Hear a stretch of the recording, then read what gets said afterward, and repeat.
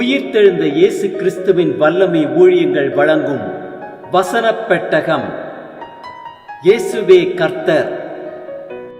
இயேசுவையே தேவன் ஆண்டவரும் கிறிஸ்துவுமாக்கினார். இயேசுவே ராஜாதி ராஜா, கர்த்தாதி கர்த்தா.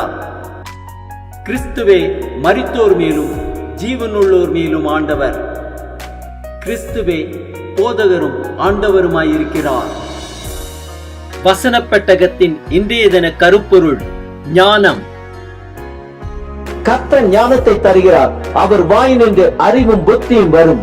ஞானத்தை குறித்ததான வேத வசனங்களை பார்க்கலாம். சங்கீதம் 111:10 வாசிக்கிறோம், கர்த்தருக்கு பயப்படுதலே ஞானத்தின் ஆரம்பம், அவருடைய கற்பனைகளின்படி செய்கிற யாவருக்கும் நற்புத்தி உண்டு, அவர் புகழ்ச்சி என்றைக்கும் நிற்கும்.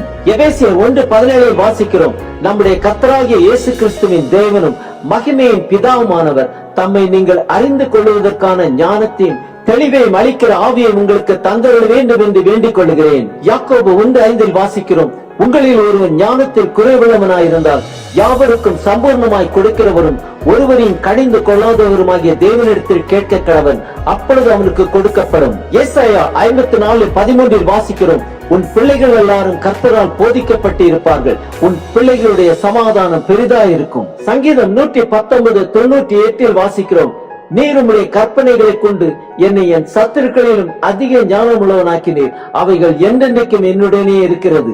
யோபு 32:8 வாசிக்கிறோம், ஆனாலும் மனுஷரில் ஒரு ஆவி உண்டு, சர்வ வல்லவருடைய சுவாசமே அவர்களை உணர்வுள்ளவர்களாக்கும். லூக்கா 21:15 வாசிக்கிறோம், உங்களை விரோதிக்கிறவர்கள் ஒருவரும் எதிர் பேசவும் எதிர் நிற்கவும் கூடாத வாக்கியின் ஞானத்தையும் நான் உங்களுக்கு கொடுப்பேன். 1 ராஜாக்கள் 3:12 வாசிக்கிறோம், உன் வார்த்தைகளின்படி செய்தேன், ஞானமும் உணர்வும் உள்ள இருதயத்தை உனக்கு தந்தேன், இதிலே உனக்கு சரியானவன் உனக்கு முன் இருந்ததும் இல்லை, உனக்கு சரியானவன் உனக்கு பின் எழும்பதும் இல்லை. யாக்கோபு 1:17 வாசிக்கிறோம், நன்மையான எந்த ஈவும் பூர்ணமான எந்த வரமும் பரத்திலிருந்து உண்டாகி சோதிகளின் பிதாவினிடத்திலிருந்து இறங்கி வருகிறது, அவரிடத்தில் யாதொரு மாறுதலும் யாதொரு வேற்றுமையின் நிழலும் இல்லை. 1 ராஜாக்கள் 4:29 வாசிக்கிறோம், தேவன் சாலமோனுக்கு மிகுதியான ஞானத்தையும் புத்தியையும் கடற்கரை மணலத்தினையான மனோவிருத்தியையும் கொடுத்தார். தானியேல் 1:17 வாசிக்கிறோம், இந்த 4 வாலிபருக்கும் தேவன் சகல எழுத்திலும் ஞானத்திலும் அறிவையும் சாமர்த்தியத்தையும் கொடுத்தார்.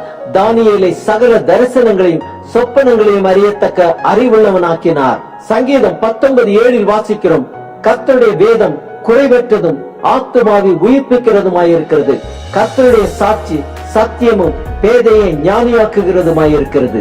தானியேல் 2:21 வாசிக்கிறோம், அவர் காலங்களையும் சமயங்களையும் மாற்றுகிறவர், ராஜாக்களை தள்ளி ராஜாக்களை ஏற்படுத்துகிறவர், ஞானிகளுக்கு ஞானத்தையும் அறிவாளிகளுக்கு அறிவையும் கொடுக்கிறவர்.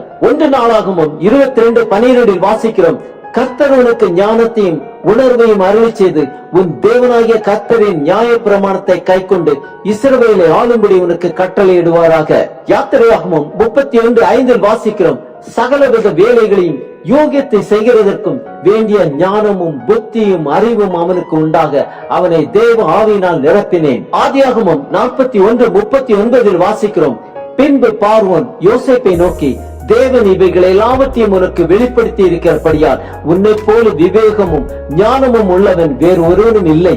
யாத்திரையாகமம் 35:33 வாசிக்கிறோம், அவனுக்கு ஞானத்தையும் புத்தியையும் அறிவையும் அருளி அவன் சகலவித வேலைகளையும் செய்யும்படி தேவ ஆவியினாலே அவனை நிரப்பினார். யூதா 1:25 வாசிக்கிறோம், தாம் ஒருவரை ஞானமுள்ளவருமாக்கி நம்முடைய இரட்சகரான தேவனுக்கு கனமும் மகத்துவமும் வல்லமையும் அதிகாரமும் இப்பொழுதும் எப்பொழுதும் உண்டாவதாக. ஆமேன். நம் தேவன் ஒருவரே ஞானமுள்ளவரும் நமக்கு ஞானத்தையும் புத்தியையும் அறிவையும் அருளி நம்மை சகலவித வேலைகளையும் செய்யும்படி தேவ ஆவியினாலே நம்மை நிரப்புவாராக.